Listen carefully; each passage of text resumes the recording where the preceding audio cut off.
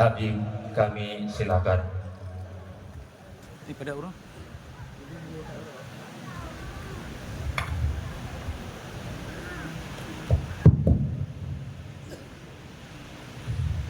Assalamualaikum warahmatullahi wabarakatuh.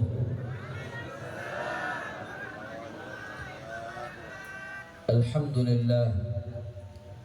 Alhamdulillahi rabbil alamin. Wabihi nasta'in ala umuri dunya wad din. Allahumma fasalli wa sallim wa barik wa karrim wa majid wa azim على سيدنا وحبيبنا وشفيعنا ونور قلوبنا محمد الفاتح لما أغلق والخاتم لما سبق ناصر الحق بالحق والهادي إلى الصراط المستقيم وعلى آله وصحبه حق قدره ومقداره العظيم يا فتاح يا عليم. أما بعد. Para alim ulama, para habaib, para kiai, para abu, abi, abati, para ustaz asatid, wabil khusus pimpinan pondok pesantren atau dayah Tanwirul Qulub Al-Aziziyah Balai Habib, yaitu Al-Muhtaram Wal-Mukarram Abu Jalaluddin Haji Mukhtar atau Abu Paya Karuang. Gimana bacanya? Kareng. Juga hadir di tengah-tengah kita bersama kami dari Jakarta ada Ketua Umum DPP FPI Al-Muhtaram Al-Mukarram Al-Habib Muhammad bin Hussein Al-Attas LCMA, yang juga merupakan menantu dari Imam Besar. Juga di sini kami ditemani oleh Abu Muslim At-Tahiri selaku ketua atau selaku imam Front Persaudaraan Islam DPD Nangro Aceh Darussalam, dan semuanya. Juga di sini bersama kami dari Jakarta ada Bapak Haji Aziz Yanwar SH selaku ketua advokasi Persaudaraan Islam.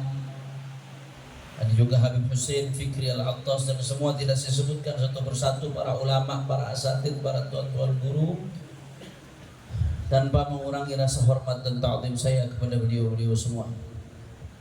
Kita doakan mudah-mudahan para ulama, para kiai, guru-guru kita Allah panjangkan umurnya, Allah sehatkan badannya, Allah jaga zahir batinnya, Allah menangkan perjuangannya. Amin ya Rabbal. Dan salam penghormatan yang paling istimewa saya hadiahkan kepada hadirin hadirat, muslimin muslimat, mukminin mukminat yang hadir pada pagi hari ini. Semua angkat tangannya, kita minta sama Allah, mudah-mudahan tidaklah kita keluar dari tempat ini kecuali semua dosa kita diampuni oleh Allah. Yang sakit Allah angkat penyakitnya, Allah sehatkan badannya. Semua yang hadir dilapangkan rezekinya, diberkahi kehidupannya. Amin ya Rabbal Alamin. Ahibba'il kiram, alhamdulillah, pada pagi hari ini kita sama-sama berkumpul dalam rangka harlah Dayah Tanwirul Qulub Al-Aziziyah yang ke-5 tahun, sekaligus peringatan Maulid Agung Baginda Nabi besar Muhammad sallallahu alaihi wasallam. Maka sebelumnya kita bacakan Fatihah untuk Dayah Tanwirul Qulub Al-Aziziyah. Mudah-mudahan diberkahi oleh Allah Subhanahu wa taala.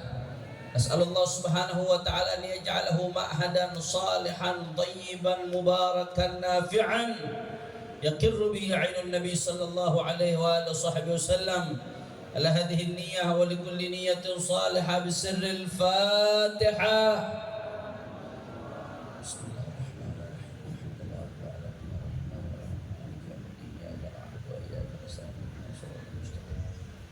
صراط الذين أنعمت عليهم غير المغضوب عليهم ولا الضالين. Ahibba al-kiram, dayah-dayah seperti ini didirikan tidak lain dan tidak bukan selain untuk mendidik generasi yang bertafaqquh fid din, memahami ilmu agama.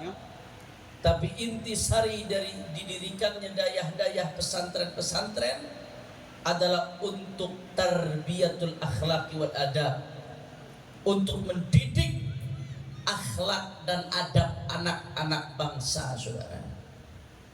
Karena akhlak dan adab ini luar biasa. Yang kita rayakan maulidnya pada pagi hari ini di Nabi besar Muhammad sallallahu alaihi wasallam. Beliau ini adalah al-insanul kamil, manusia yang sempurna, saudara. Nabi Muhammad itu sempurna kecerdasannya, sempurna ketampanannya, sempurna keberaniannya, sempurna kekuatan fisiknya. Tapi di antara kesempurnaan basyari yang dimiliki oleh Rasulullah, yang Allah puji dalam Al-Quran, wa innaka la'ala khuluqin azim, yang Allah puji adalah akhlaknya Nabi, saudara. Padahal berbagai aspek kehidupan yang berkaitan dengan Nabi sempurna, ibadallah.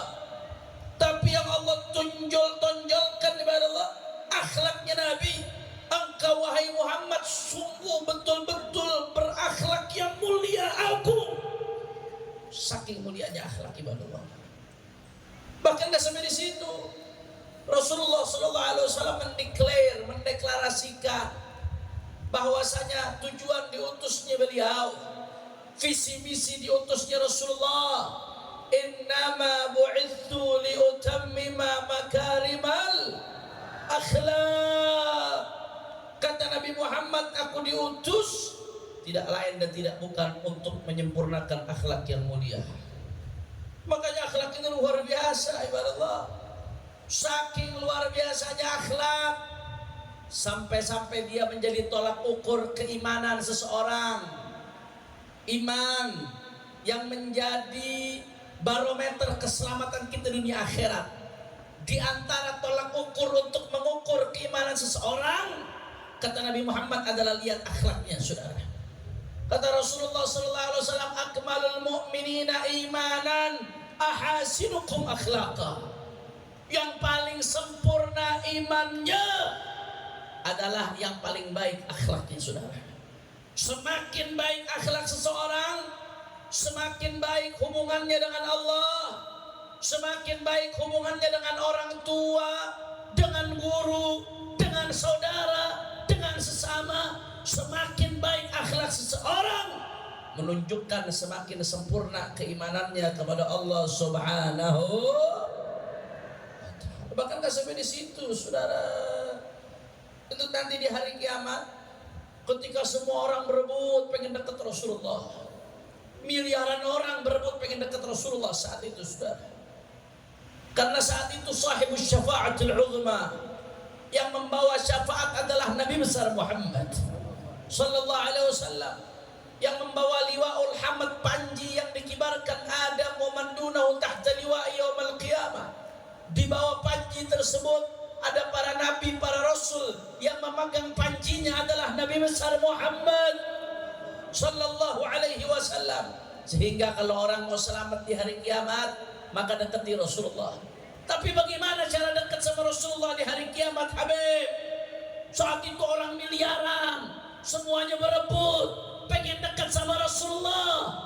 Ada beberapa cara-cara supaya kita dekat Rasulullah di hari kiamat. Di antaranya kata Rasulullah, aqrabukum minni manzilatan yaumal qiyamah ahasinukum akhlaqa. Yang paling dekat dengan Rasulullah nanti di hari kiamat adalah yang paling baik akhlaknya ketika hidup di dunia, saudara. Semakin baik akhlak ketika hidup di dunia, nanti semakin dekat di akhirat dengan baginda Nabi besar Muhammad. Mudah-mudahan besok kita semua bisa dekat sama Rasulullah di hari kiamat, saudara. Amin ya rabbal. Bahkan gak sampai di situ, saudara. Di dalam sebuah riwayat disebutkan, su'ul khuluq yufsidul amal kama yufsidul khallul asal. Andai kata ada orang amalnya baik, sholat sunnahnya luar biasa, puasa sunnahnya dahsyat, zikirnya hebat, tapi kalau akhlaknya buruk, nggak punya akhlak sama orang tua, nggak punya akhlak sama guru, nggak punya akhlak kepada sesama muslim, nggak punya akhlak kepada sesama hamba Allah, maka akhlak yang buruk akan merusak amal, saudara. Kama yufsidul khallul asal, sebagaimana madu itu manis, tapi kalau madu dicampur dengan cuka, kira-kira madu dicampur cuka rusak atau tidak? Rusak atau tidak? Itulah amal yang baik. Sholat sunnah kita, puasa kita, amalan-amalan baik kita adalah kebaikan. Tapi kalau dicampur dengan akhlak yang buruk, akhlak yang bobrok, rusak itu amal baik. Sebagaimana dicampurnya madu dengan cuka, saudara. Masya Allah. Bahkan ada seseorang nanya sama Rasulullah SAW. Seseorang tanya, ya Rasulullah, bagaimana tentang imra'atin sha'imatin qa'imatin walakinnaha sayyi'atul khuluq? Ya Rasulullah, ini ada perempuan ya Rasulullah. Perempuan ini ahli puasa sunnah ya Rasulullah, ahli sholat di malam hari ya Rasulullah, tapi sayyi'atul khuluq, tapi akhlaknya buruk. Kalau ketemu suami cemberut, saudara. Akhlaknya jelek sama tetangga, semua tetangga diomongin. Tetangga nggak ada yang selamat dari lisannya dia, saudara. Nabi ditanya, ya Rasulullah, bagaimana kalau ada seorang perempuan yang sholat malamnya luar biasa, puasa sunnahnya luar biasa, walakinnaha sayyi'atul khuluq, tapi akhlaknya jelek ya Rasulullah? Apa jawaban Nabi Sallallahu Alaihi Wasallam? La khaira fiha. Yang seperti itu nggak ada kebaikan di dalamnya. Na'udzubillah min. Tapi insya Allah kalau ibu-ibu yang hadir di sini perempuan-perempuan solehah semuanya, akhlaknya mulia. Kalau suaminya nikah lagi diizinkan. Oh enggak ya Bu ya? Saudara, luar biasa akhlak ini, tolak ukur luar biasa. Bahkan ada seorang bijak mengatakan seperti ini. Kalau diibaratkan angka 1 juta, nominal 1 juta, akhlak itu angka 1. Sifat-sifat bagus yang lain itu angka nolnya. Saya mau tanya, kalau angka 1 juta, nominal 1 juta, angka 1-nya dihilangkan, sisa angka 0 saja, jadinya berapa? 0. Itu perumpamaan tuh. Sifat-sifat yang lain itu ibarat angka 0. Ganteng, pintar, kaya, bangsawan, nasab bagus, apalagi dan lain sebagainya, saudara. Itu ibarat angka 0. Angka 0 itu akan berarti kalau ada angka 1 di depannya, saudara. Tapi kalau nggak ada 1 di depannya jadinya 0. Begitu pula sifat-sifat tadi, tanpa akhlak yang mulia jadinya ganteng tanpa akhlak 0, pinter tanpa akhlak, kaya tanpa akhlak, gelar tinggi tanpa akhlak 0. Saking luar biasanya akhlak. Makanya saya mau tanya, coba masyarakat Biren jawab yang kompak. Kalau begitu akhlak mulia penting atau tidak? Kurang semangat, kurang kompak. Akhlak mulia penting atau tidak? Akhlak mulia harus atau tidak? Akhlak mulia itu penting atau tidak? Siap belajar akhlak? Siap kita revolusi akhlak? Takbir! Sallu ala Nabi. Makanya Pak Bu, ini ada satu ilmu yang mau saya sampaikan sebelum nanti kita dengarkan tausiah dari guru kita Habib Muhammad bin Husain Al-Attas. Ada satu ilmu yang mau saya sampaikan. Akhlak itu lebih tinggi daripada hukum. Akhlak lebih tinggi dari hukum. Habib, apa maksudnya akhlak lebih tinggi dari hukum, Habib? Maksudnya apa? Akhlak di atas hukum, lebih tinggi dari hukum. Apakah dengan alasan akhlak terus kita bisa melanggar hukum? Bukan begitu, saudara. Kalau orang udah melanggar hukum, nggak menjalankan perintah Allah, udah pasti nggak berakhlak sama Allah Ta'ala. Maksudnya akhlak lebih tinggi daripada hukum, kalau orang menjalankan akhlak yang mulia, maka dia berarti telah menjalankan hukum dengan cara yang sempurna. Sekali lagi saya tegaskan, maksudnya akhlak lebih tinggi dari hukum. Kalau ada orang menjalankan akhlak mulia, berarti dia telah menjalankan hukum dengan cara yang sempurna. Saya kasih contoh maksudnya akhlak lebih tinggi dari hukum. Andai kata nih Bu Pak, ada seorang anak dipanggil sama orang tuanya, "Nak, tolong lemparkan handuk ke ayah." Akhirnya anak itu apa yang dia lakukan? Tadi perintahnya apa? Lempar. Apa yang dilakukan anak itu? Dia ambil handuk, dia lemparkan ke ayahnya. Saya mau tanya, secara hukum anak itu sudah menjalankan perintah atau belum? Sudah. Tapi caranya dilempar ke ayah, sudah berakhlak atau belum? Walaupun sudah menjalankan hukum, tapi tanpa akhlak, jelek jadinya, saudara. Betul atau tidak? Tapi andai kata sebaliknya, itu anak diperintahkan sama ayahnya, "Nak, coba lemparkan handuk ke ayah, nak." Begitu dibilang dilemparkan handuk ke ayah, apa yang dilakukan anak tersebut? Itu anak ambil handuknya, dia datengin ayahnya baik-baik, dia serahkan langsung handuk ke tangan ayahnya. Saya mau tanya, jawab lagi yang kompak. Tadi perintahnya apa? Lempar. Tapi yang dilakukan anak ini diberikan langsung ke tangannya, betul? Nah, saya mau tanya, anak ini sudah menjalankan perintah atau belum? Sudah. Walaupun yang diperintahkan lempar, tapi dia taruh langsung ke tangan ayahnya dengan sopan, dengan baik. Berarti dia telah menjalankan hukum dengan cara yang sempurna. Kenapa? Karena dia bukan hanya menjalankan hukum, tapi dia menjalankan akhlak, saudara. Kira-kira jelas atau tidak? Itulah sebabnya akhlak lebih tinggi dari hukum. Saya kasih contoh lagi di fikih. Di fikih itu kita madhab Syafi'i nih, apalagi di Aceh.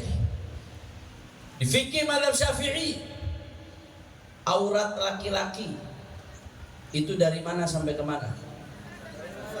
Pusar sampai ke lutut. Itu juga berlaku ketika sholat, itu juga berlaku ketika khutbah, dan seterusnya. Maka andai kata ada orang sholat hanya pakai kain sarung saja, di atas pusar kain sarungnya, di bawah lutut, tanpa pakai baju, tapi pusar sampai lututnya ketutup, tanpa pakai baju, dia sholat. Sholatnya sah atau tidak? Tapi sopan nggak? Menghadap Allah kok telanjang. Andai kata besok hari Jumat di masjid di Biren, tahu-tahu ada khatib, wah khutbahnya luar biasa, ini khatib dahsyat, menggelegar khutbahnya, alim alama, apal Quran, apal banyak hadis, dahsyat, bergetar Biren dibuatnya. Tapi dia khutbahnya nggak pakai baju, cuma pakai sarung doang dari pusar sampai ke lutut. Saya mau tanya, sah atau tidak khutbahnya? Tapi khutbah nggak pakai baju, gila atau tidak? Gila, saudara. Walaupun secara hukum sah, tapi karena tidak menerapkan akhlak, jadinya gila. Jelas atau tidak? Andai kata dia datang khutbah dengan pakai gamis warna putih, dia pakai imamah, dia pakai rida, saudara, itu nggak wajib. Yang wajib hanya nutup dari pusar sampai ke dengkul. Tapi dia pakai putih karena sunnah Rasulullah, dia pakai imamah karena sunnah Rasulullah. Dia sampaikan khutbahnya, yang dia lakukan bukan sekedar hukum, yang dia lakukan adalah akhlak, yaitu menjalankan hukum dengan cara yang sempurna. Itulah yang disebut akhlak lebih tinggi dari hukum. Jelas atau tidak? Satu contoh lagi saya kasih. Di dalam nikah madhab Syafi'i, Ya, kalau udah bahas nikah biasanya yang tidur jadi bangun ini saudara. Di dalam mazhab Syafi'i yang namanya rukun nikah ada 5. Ada berapa? 5. Yang pertama zauj, harus ada calon mempelai pria. Yang kedua zaujah, harus ada calon mempelai wanita. Maksudnya calon mempelai wanita di sini bukan berarti harus ada di tempat, bukan. Maksudnya sosoknya nyata, bukan sosok fiktif, saudara. Karena zaman sekarang, masya Allah, ini zaman media sosial, banyak tipu daya. Ada orang pacaran di medsos, di Facebook bertahun-tahun, yang satu laki, yang satu perempuan, nggak pernah ketemu. Begitu ketemu, nggak taunya dua-duanya laki, saudara. Nggak boleh itu, nggak sah.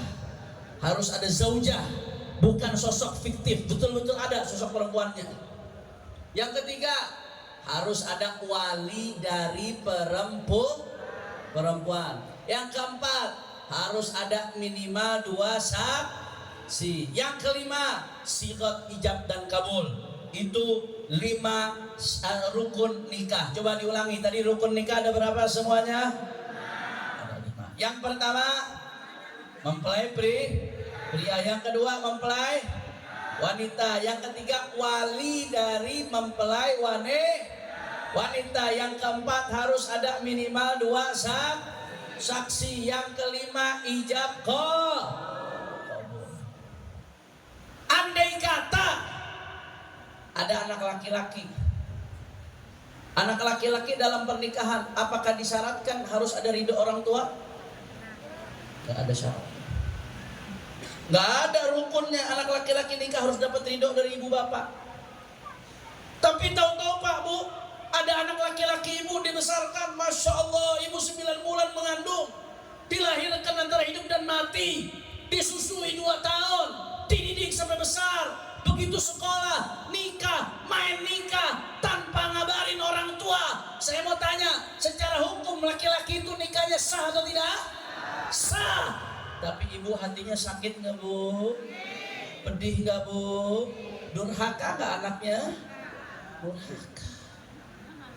Walaupun secara hukum sah, tapi karena tidak menggunakan akhlak, bisa menunjukkan ada kehancuran, kedurhakaan.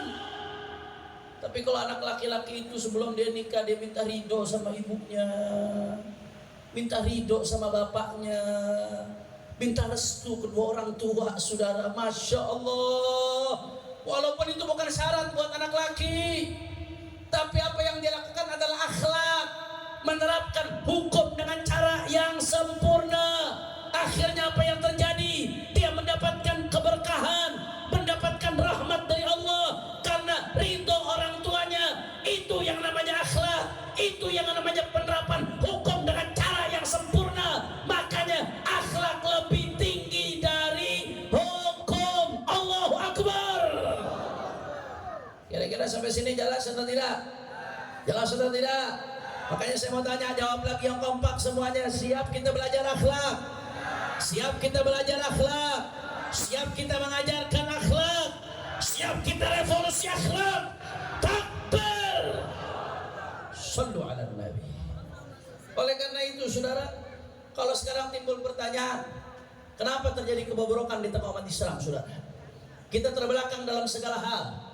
Dalam ekonomi kita terbelakang, nggak berdaya ekonomi kita, saudara.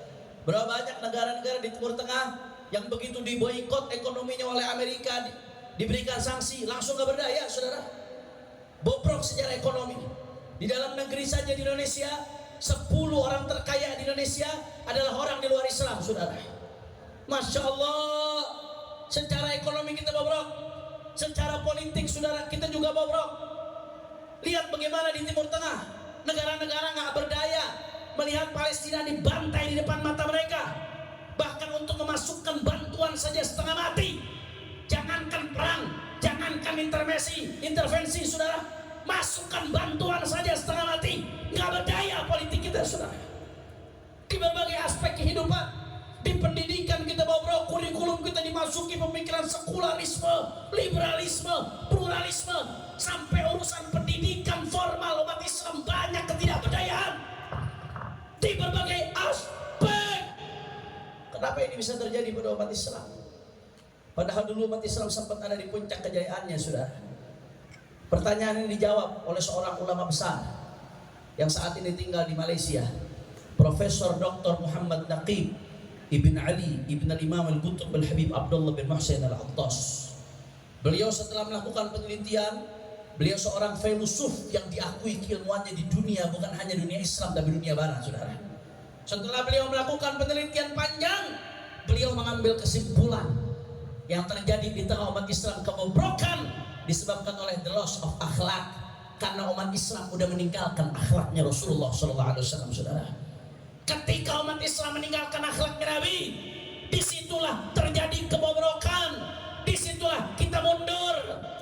Sayyidina Umar bin Khattab dulu sudah mengatakan, nahnu qaumun azzanallahu bil Islam, fa idza ibtaghaina al-izzata min ghairi azallana Allah. Kita ini umat Islam Allah muliakan karena Islamnya, karena akhlak yang diajarkan Rasulullah, syariat yang diajarkan Rasulullah. Ketika kita mencari kemuliaan dari selain Islam, kita akan dihinakan oleh Allah Ta'ala, saudara. Betul, luar biasa. Ini penyebabnya adalah salah akhlak. Kebobrokan yang ada di tengah umat disebabkan karena kita sudah meninggalkan akhlak Nabi, saudara. Gak usah jauh-jauh. Kenapa ada orang tua yang mengabaikan anak-anaknya karena dia nggak menjalankan akhlak sebagai orang tua?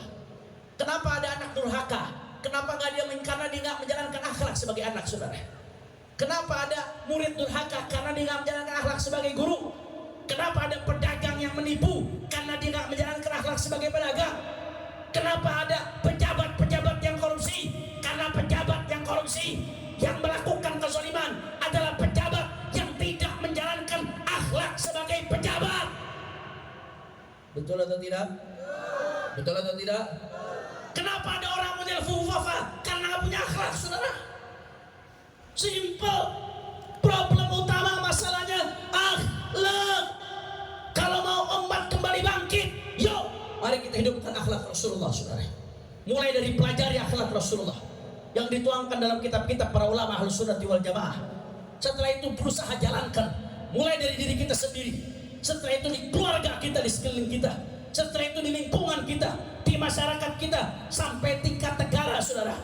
Makanya ini yang disuruhkan Imam Besar Al-Habib Muhammad Rizik bin Husain bin Syihab. Sepulangnya beliau dari Makkah, beliau menyerukan revolusi akhlak. Apa artinya revolusi akhlak? Perubahan yang cepat di bidang akhlak. Yang tadinya bohong berubah jadi jujur, yang suka maksiat berubah jadi taat, yang suka korupsi tidak lagi korupsi, yang suka berbuat kezaliman berubah menjadi adil. Revolusi akhlak, perubahan mendasar di bidang akhlak. Kenapa umat Islam berpecah belah? Gara-gara isu sektarian, gara-gara isu politik, karena tidak menjaga akhlak persatuan. Makanya saya mau tanya, jawab yang kompak semuanya. Masyarakat Aceh siap kita revolusi akhlak? Orang semangat, kurang kompak semuanya. Siap revolusi akhlak? Siap revolusi akhlak? Siap pelajari akhlak Rasulullah? Siap sebarkan akhlak Rasulullah? Siap perjuangkan akhlak Rasulullah? Semua angkat tangannya. Allahu Akbar, Allahu Akbar, Allahu Akbar. Sallu ala Nabi. Ini saja yang saya sampaikan, saudara. Mudah-mudahan yang sedikit yang saya sampaikan ini bisa bermanfaat. Mohon maaf kalau ada salah-salah kata, mohon maaf kalau ada yang kurang berkenan. Setelah ini kita akan mendengarkan tausiah yang utama yang akan disampaikan oleh Ketua Umum DPPV Al-Habib Muhammad bin Husain Al-Attas. Mudah-mudahan insya Allah hari ini kita kumpul di tempat ini, besok di akhirat kita kumpul sama Rasulullah SAW. Dan sekali lagi kita doakan Dayah Tanwirul Qulub Al-Aziziyah yang dipimpin oleh guru kita Tengku Haji Jalaluddin Haji Mukhtar. Ya mudah-mudahan dayah ini semakin diberkahi oleh Allah. Dayah ini semakin luas manfaatnya, semakin luas syiarnya, semua kesulitannya dimudahkan oleh Allah. Dan juga dayah-dayah yang ada di Aceh, dayah-dayah Ahlus Sunnah wal Jamaah, mudah-mudahan semuanya terus Allah jaga sebagai benteng-benteng umat Islam di Aceh, benteng-benteng Ahlus Sunnah wal Jamaah. Ala hadhihi niyah wa likulli niyatin salihah bisirril Fatihah. Bismillahirrahmanirrahim.